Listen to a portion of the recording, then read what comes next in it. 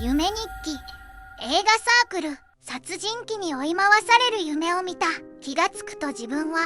薄暗い林の中にいて、周りには十数人の若い男女がいた。ある者はカメラを構え、ある者はマイクを構え、ある者は照明を準備し、ある者はセリフの確認をしていた。この状況から察するに、大学の映画サークルだろうと思っていたら、案の定カメラの前で演技を始めた。するとその瞬間に頭の中に台本の内容が一気に流れ込んできた。昔この地方の小さな山奥の集落で大量殺人があり、何年かに一度殺人鬼が蘇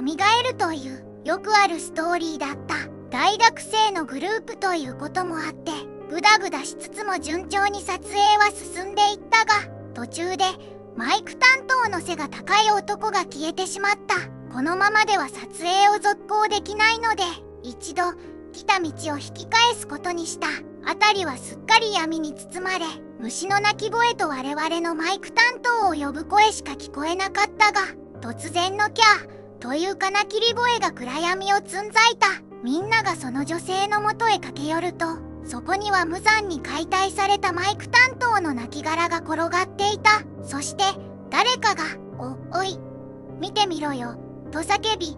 指をさした方向を見てみると、そこには巨大な肉切り包丁を持った大男のシルエットが10メートルぐらい先の木と木の間から覗いていた。我々はパニックに陥り、腰を抜かしそうになりながらも必死に逃げた。逃げている最中になぜか頭の中に殺人鬼に無残な殺し方をされる仲間の映像がダイジェスト映像で流れ込んできた。気がつくと生き残ったのは自分と男と女の3人だけになっていた。我々の前には巨大な岩山が立ちふさがっていたが、目の前には洞窟があり、女はこの中に隠れましょと提案してきた。特に断る理由もないし、もう隠れられる場所はここしかなかったので、我々は洞窟の中へと入っていった。洞窟の中を数十メートル進み、外からは見えないだろうという場所まで来て、身を寄せ合って殺人鬼から隠れたが、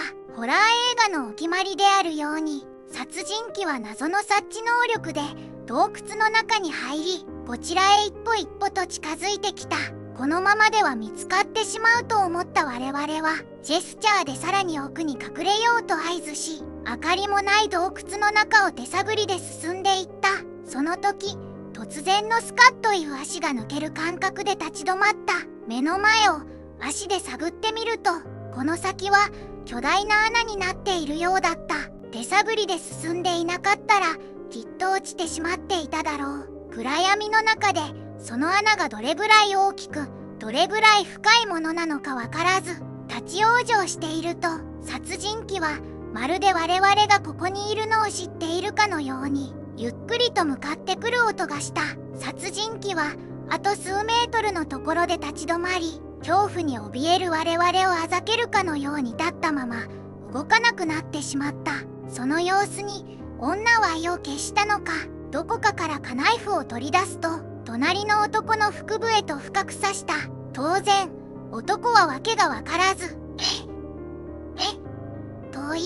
わけがわからない表情をしている。そして殺人鬼がそれを見ると、ザッザッザッと近づいてきて、スマホのライトを顔に当てて、俺だよ俺と言った。殺人鬼は殺されたはずのマイク担当だった。それに続いて殺されたはずの他のサークルの仲間もぞろぞろとやってきた。わからない。これ全部お前を殺すためのドッキリだったの。この下は絶対に見つからない大穴だからさ。完全犯罪のために連れてきたってわけ。とニコニコしながら言うと、腹を押さえて、と言っている男を大穴の下へと落とした。自分は現実世界からやってきただけなので、この男がどういう理由で殺される羽目になったのかはわからないけど、何この映画みたいな夢、起きたら絶対に書こうと思っていたら、意識が遠のきました。また見てね。チャンネル登録お願いします。